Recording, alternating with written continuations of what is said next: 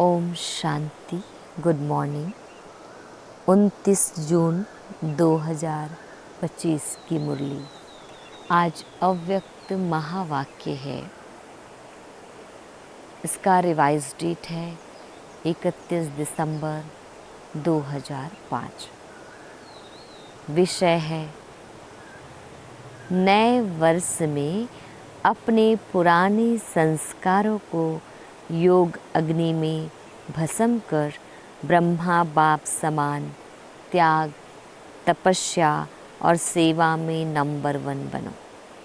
नए वर्ष में अपने पुराने संस्कारों को योग अग्नि में भस्म कर ब्रह्मा बाप समान त्याग, तपस्या और सेवा में नंबर 1 बनो। डिटेल है, आज बाप दादा चारों ओर के, चाहे सम्मुख है चाहे दूर बैठे दिल के समीप है, सर्व को 3 मुबारक दे रहे हैं। एक नव जीवन की मुबारक है, दूसरी नव युग की मुबारक है और तीसरी आज के दिन वर्ष की मुबारक है। एक नव जीवन की मुबारक, दूसरी नव युग की मुबारक और तीसरी आज के दिन वर्ष की मुबारक है। आप सभी भी नए वर्ष की मुबारक देने और मुबारक लेने आए हो। वास्तव में सच्ची दिल के खुशी की मुबारकें आप ब्राह्मण आत्माएं लेते भी हो, देते भी हो। आज के दिन का महत्व है, विदाई भी है और बधाई भी है। विदाई और बधाई का संगम युग है। आज के दिन को कहेंगे संगम का दिन है। संगम की महिमा बहुत बड़ी है। आप सभी जानते हो कि संगम युग की महिमा के कारण आजकल पुराने और नए वर्ष के संगम को कितना धूमधाम से मनाते हैं। संगम युग की महिमा के कारण ही इस पुराने नए वर्ष के संगम की महिमा है। जहाँ 2 नदियाँ मिलती है, संगम होता है, उनकी भी महिमा है। जहाँ नदी सागर का संगम होता है, उसकी भी महिमा है। लेकिन सबसे बड़ी महिमा इस संगम युग की, पुरुषोत्तम युग की है, जहाँ आप ब्राह्मण भाग्यवान आत्माएं बैठे हो। यह नशा है ना।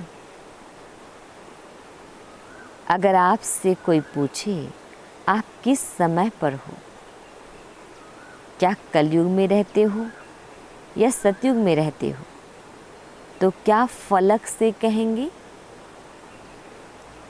हम इस समय पुरुषोत्तम संगम युग में रहते हैं। आप कलयुगी नहीं हो, संगम युगी हो। और इस संगम युग की विशेष महिमा क्यों है? क्योंकि भगवान और बच्चों का मिलन होता है, मेला होता है, मिलन होता है, जो किसी भी युग में नहीं होता। तो मेला मनाने आए हो ना। आप मिलन मेला मनाने के लिए कहाँ कहाँ से आए हो? कभी स्वप्न में भी सोचा था कि ड्रामा में मुझ आत्मा का ऐसा भी भाग्य नूंधा हुआ है? आत्मा का परमात्मा से मिलने का भाग्य था और है।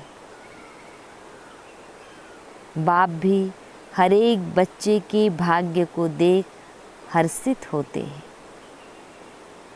वाह, भाग्यवान बच्चे वाह। अपने भाग्य को देख दिल में अपने प्रति वाह। मैं वाह वाह, मेरा भाग्य वाह वाह, मेरा बाबा वाह वाह, मेरा ब्राह्मण परिवार वाह। यह वाह वाह के गीत ऑटोमेटिक दिल में गाते रहते हो ना। तो आज इस संगम के समय अपने अंदर सोच लिया है कि किस किस बातों को विदाई देनी है। सभी ने सोचा है सदा काल के लिए विदाई देनी है, क्योंकि सदा काल के लिए विदाई देने से सदा काल की बधाइयाँ मना सकेंगे। ऐसी बधाई दो जो आपके चेहरे को देख जो भी आत्मा सामने आए वह भी बधाइयाँ प्राप्त कर खुश हो जाए।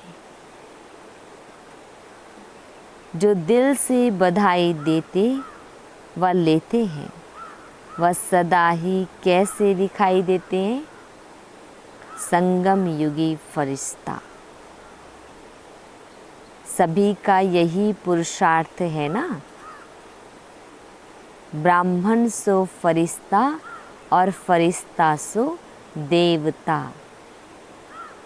क्योंकि बाप को सब प्रकार के संकल्प व जो भी कुछ प्रवृत्ति का कर्म का बोझ है वह दे दिया है ना। बोझ दिया है या थोड़ा सा रह गया है? क्योंकि थोड़ा भी बोझ फरिश्ता बनने नहीं देगा। और जब बाप बच्चों का बोझ लेने के लिए आए हैं तो बोझ देना मुश्किल है क्या? मुश्किल है या सहज है? जो समझते हैं बोझ दे दिया है वह हाथ उठाओ। दे दिया है? देखना, सोच के हाथ उठाना। बोझ दे दिया है? अच्छा, दे दिया है तो बहुत मुबारक हो। और जिन्होंने नहीं दिया है वह किस लिए रखा है? बोझ से प्रीत है क्या? बोझ अच्छा लगता है? देखो, बाप दादा हर बच्चे को क्या कहते हैं? ओ मेरे बेफिक्र बादशाह बच्चे। तो बोझ का फिक्र होता है ना। तो बोझ लेने के लिए बाप आए हैं, क्योंकि 63 जन्म से बाप देख रहे हैं बोझ उठाते उठाते सभी बच्चे बहुत भारी हो गए हैं। इसलिए जब बाप बच्चों को प्यार से कह रहे हैं बोझ दे दो, फिर भी क्यों रख लिया है? क्या बोझ अच्छा लगता है? सबसे सूक्ष्म बोझ है पुराने संस्कार का। बाप दादा ने हर बच्चे के इस वर्ष का, क्योंकि वर्ष पूरा हो रहा है ना, तो इस वर्ष का चार्ट देखा। आप सबने भी अपना अपना वर्ष का चार्ट चेक किया होगा। तो बाप दादा ने देखा कि कई बच्चों को इस पुराने संसार की आकर्षण कम हुई है, पुराने संबंध की भी आकर्षण कम हुई है, लेकिन पुराने संस्कार उसका बोझ मेजॉरिटी में रहा हुआ है। किसी न किसी रूप में, चाहे मनसा अशुद्ध संकल्प नहीं, लेकिन व्यर्थ संकल्प का संस्कार अभी भी परसेंट में दिखाई देता है, वाचा में भी दिखाई देता है, संबंध संपर्क में भी कोई न कोई संस्कार अभी भी दिखाई देता है। तो आज बाप दादा सभी बच्चों को मुबारक के साथ साथ यही इशारा देते हैं कि यह रहा हुआ संस्कार समय पर धोखा देता भी है और अंत में भी धोखा देने के निमित्त बन जाएगा। इसीलिए आज संस्कार का संस्कार करो। हर एक अपने संस्कार को जानता भी है, छोड़ने चाहता भी है, तंग भी है, लेकिन सदा के लिए परिवर्तन करने में तीव्र पुरुषार्थी नहीं है। पुरुषार्थ करते हैं लेकिन तीव्र पुरुषार्थी नहीं है। कारण, तीव्र पुरुषार्थ क्यों नहीं होता? कारण यही है, जैसे रावण को मारा भी, लेकिन सिर्फ मारा नहीं, जलाया भी। ऐसे मारने के लिए पुरुषार्थ करते हैं, थोड़ा बेहोश भी होता है संस्कार, लेकिन जलाया नहीं तो बेहोशी से बीच बीच में उठ जाता है। इसके लिए पुराने संस्कार का संस्कार करने के लिए इस नए वर्ष में योग अग्नि से जलाने का दृढ़ संकल्प का अटेंशन रखो। पूछते हैं ना, इस नए वर्ष में क्या करना है? सेवा की तो बात अलग है, लेकिन पहले स्वयं की बात है। योग लगाते हो, बाप दादा बच्चों को योग में अभ्यास करते हुए देखते हैं। अमृत वेले भी बहुत पुरुषार्थ करते हैं, लेकिन योग तपस्या तप के रूप में नहीं करते हैं। प्यार से याद जरूर करते हैं, रूह रिहान भी बहुत करते हैं, शक्ति भी लेने का अभ्यास करते हैं, लेकिन याद को इतना पावरफुल नहीं बनाया है। जो जो संकल्प करो विदाई तो विदाई हो जाए। योग को योग अग्नि के रूप में कार्य में नहीं लगाते, इसीलिए योग को पावरफुल बनाओ। एकाग्रता की शक्ति विशेष संस्कार भस्म करने में आवश्यक है। जिस स्वरूप में एकाग्र होने चाहो, जितना समय एकाग्र होने चाहो, ऐसी एकाग्रता संकल्प किया और भस्म। इसको कहा जाता है योग अग्नि। नाम निशान समाप्त। मारने में फिर भी लाश तो रहता है ना। भस्म होने के बाद नाम निशान खत्म। तो इस वर्ष योग को पावरफुल स्टेज में लाओ। जिस स्वरूप में रहने चाहो, मास्टर सर्वशक्तिवान ऑर्डर करो। समाप्त करने की शक्ति आपके ऑर्डर से नहीं माने या हो नहीं सकता। मालिक हो, मास्टर कहलाते हो ना, तो मास्टर ऑर्डर करे और शक्ति हाजिर नहीं हो तो क्या वह मास्टर है? तो बाप दादा ने देखा कि पुराने संस्कार का कुछ ना कुछ अंश अभी भी रहा हुआ है और वह अंश बीच बीच में वंश भी पैदा कर देता है, जो कर्म तक भी काम हो जाता है। युद्ध करनी पड़ती है। तो बाप दादा को बच्चों का समय प्रमाण युद्ध का स्वरूप भाता नहीं है। बाप दादा हर बच्चे को मालिक के रूप में देखने चाहता है। ऑर्डर करो जी हुजूर। तो सुना, इस वर्ष स्व के प्रति क्या करना है? शक्तिशाली बेफिक्र बादशाह, क्योंकि सभी का लक्ष्य है। किसी से भी पूछो तो क्या कहते हैं? हम विश्व का राज्य प्राप्त करेंगे, राज्य अधिकारी बनेंगे। अपने को राजयोगी कहलाते हैं। प्रजा योगी है क्या? कोई है सारी सभा में जो प्रजा योगी हो? है? जो प्रजा योगी हो, राजयोगी नहीं हो। टीचर्स कोई हैं? आपके सेंटर पर कोई प्रजा योगी है? कहलाते तो सब राजयोगी हैं। प्रजा योगी में हाथ कोई नहीं उठाता, अच्छा नहीं लगता है ना। और बाप को भी फकूर है। बाप दादा फकूर से कहते हैं कि संगम पर भी हर बच्चा राजा बच्चा है। कोई बाप ऐसे फलक से नहीं कह सकता कि मेरा एक एक बच्चा राजा है, लेकिन बाप दादा कहते हैं कि हर एक बच्चा स्वराज्य अधिकारी राजा है। प्रजा योगी में तो हाथ नहीं उठाया ना, तो राजा हो ना। लेकिन ऐसा ढीला ढाला राजा नहीं बनना है जो ऑर्डर करो और आवे नहीं। कमज़ोर राजा नहीं बनना। पीछे वाले कौन हो जो समझते हैं राजयोगी हैं, वह हाथ उठाओ। ऊपर भी बैठे हैं, गैलरी में बैठे हुए हाथ हिला रहे हैं। आज हॉल में 18,000 भाई बहनें बैठे हैं। बाप दादा देख रहे हैं, हाथ उठाओ ऊपर वाले।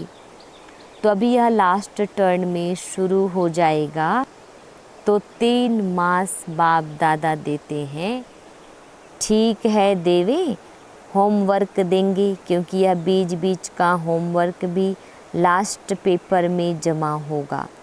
तो 3 मास में हर एक अपना चार्ट चेक करना कि मैं मास्टर सर्वशक्तिवान होकर किसी भी कर्मेंद्रिय को, किसी भी शक्ति को जब ऑर्डर करे, जो ऑर्डर करे वह प्रैक्टिकल में ऑर्डर माना या नहीं माना।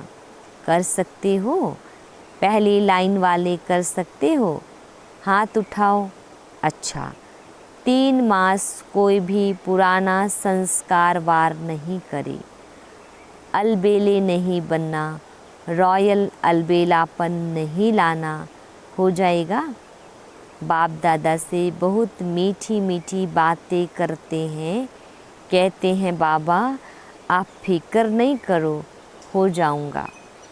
बाप दादा क्या करेगा? सुनकर मुस्कुरा देता है। लेकिन बाप दादा इन 3 मास में अगर ऐसे बात की तो मानेगा नहीं। मंजूर है तो हाथ उठाओ। दिल से हाथ उठाना, सभा के कारण हाथ नहीं उठाना। करना ही है, चाहे कुछ भी सहन करना पड़े, कुछ छोड़ना पड़े, कोई हर्जा नहीं।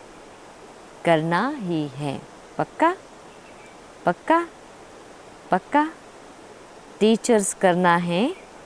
अच्छा, यह ताज वाले बच्चे क्या करेंगे?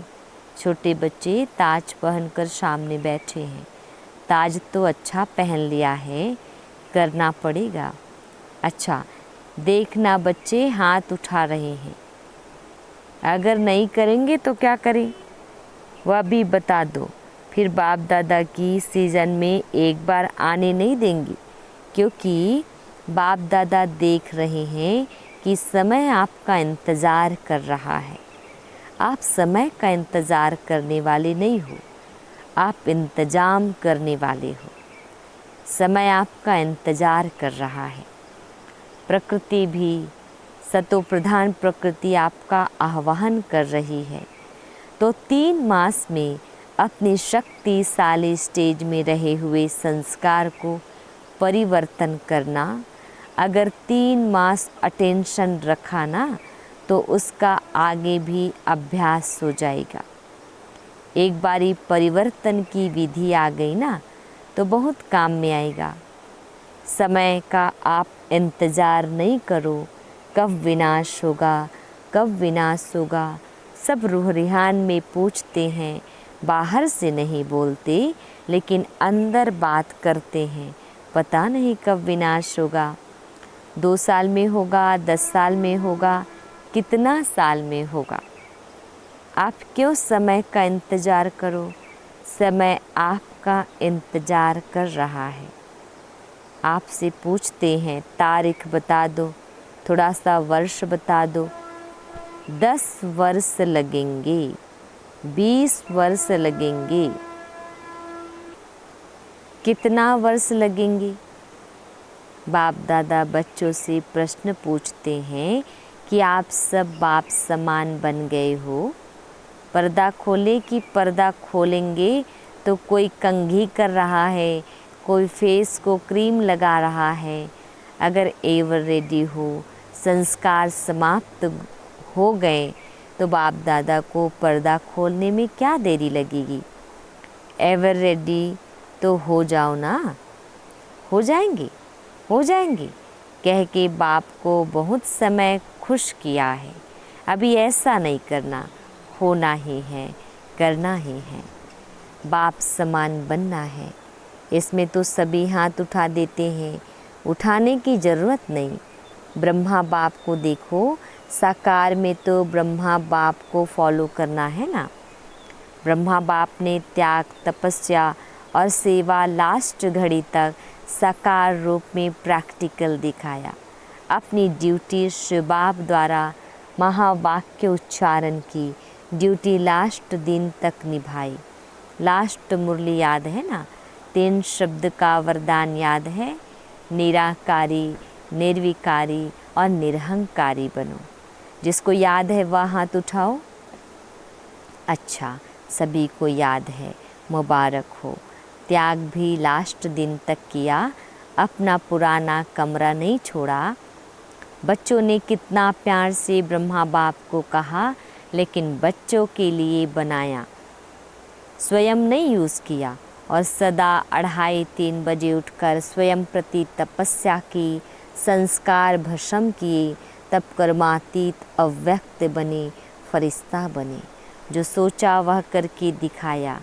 कहना, सोचना और करना तीनों समान। Follow father. लास्ट तक अपने कर्तव्य में पूर्ण रहे। पत्र भी लिखे, कितने पत्र लिखे, सेवा भी नहीं छोड़ी। Follow father. अखंड महादानी, महादानी नहीं, अखंड महादानी का प्रैक्टिकल रूप दिखाया अंत तक। लास्ट तक बिना आधार के तपस्वी रूप में बैठे। अभी बच्चे तो आधार लेते हैं ना बैठने का, लेकिन ब्रह्मा बाप ने आदि से अंत तक तपस्वी रूप रखा। आँखों में चश्मा नहीं डाला। यह सूक्ष्म शक्ति है, निराधार। शरीर पुराना है। दिन प्रतिदिन प्रकृति, हवा, पानी दूषित हो रहा है। इसलिए बाप दादा आपको कहते नहीं हैं, क्यों आधार लेते हो, क्यों चश्मा पहनते हो। पहनो भले पहनो, लेकिन शक्तिशाली स्थिति जरूर बनाओ। सारी विश्व का कार्य समाप्त किया है। बाप दादा आपसे प्रश्न पूछता है, आप सभी संतुष्ट हो कि विश्व कल्याण का कार्य पूरा हो गया है? जो समझते हैं कि विश्व कल्याण का कार्य समाप्त हो गया है, वह हाथ उठाओ। एक भी नहीं? तो कैसे कहते हो विनाश होगा? काम तो पूरा किया नहीं। अच्छा, चारों ओर के सदा उमंग उत्साह में आगे बढ़ने वाले, सदा हिम्मत से बाप दादा की पदम गुना मदद के पात्र बच्चों को सदा विजयी रतन है। हर कल्प में विजयी बने थे, अब भी हैं और हर कल्प में विजयी है ही है। ऐसे विजयी बच्चों को सदा एक बाप दूसरा न कोई, न संसार की आकर्षण न संस्कार की आकर्षण, दोनों आकर्षण से मुक्त रहने वाले सदा बाप समान बच्चों को बाप दादा का याद प्यार और नमस्ते। हम रूहानी बच्चों की रूहानी माता पिता बाप दादाजी को याद प्यार गुड मॉर्निंग और नमस्ते। शुक्रिया मीठे प्यारे बाबा, आपका लाख लाख शुक्रिया। वरदान। सदा काल के अटेंशन द्वारा विजय माला में पिरोने वाले बहुत समय के विजयी भव। सदा काल के अटेंशन द्वारा विजयी माला में पिरोने वाले बहुत समय के विजयी भव। डिटेल है, बहुत समय के विजयी माला के मन के बनते हैं। विजयी बनने के लिए सदा बाप को सामने रखो। जो बाप ने किया वही हमें करना है। हर कदम पर जो बाप का संकल्प वही बच्चों का संकल्प। जो बाप के बोल वही बच्चों के बोल, तब विजयी बनेंगे। यह अटेंशन सदा काल का चाहिए, तब सदा काल का राज्य भाग्य प्राप्त होगा, क्योंकि जैसा पुरुषार्थ वैसी प्रारब्ध है। सदा का पुरुषार्थ है तो सदा का राज्य भाग्य है। स्लोगन, सेवा में सदा जी हाजिर करना यही प्यार का सच्चा सबूत है। सेवा में सदा जी हाजिर करना यही प्यार का सच्चा सबूत है। अव्यक्त इशारे आत्मिक स्थिति में रहने का अभ्यास करो, अंतर्मुखी बनो। डिटेल है, जैसे कोई भी व्यक्ति दर्पण के सामने खड़ा होते ही स्वयं का साक्षात्कार कर लेता है, वैसे आपकी आत्मिक स्थिति शक्ति रूपी दर्पण के आगे कोई भी आत्मा आवे तो वह एक सेकंड में स्वरूप का दर्शन व साक्षात्कार कर ले। आपके हर कर्म में, हर चलन में रूहानियत की अट्रैक्शन हो। जो स्वच्छ आत्मिक बल वाली आत्माएं हैं वह सबको अपनी ओर आकर्षित जरूर करती है। अच्छा, ओम शांति।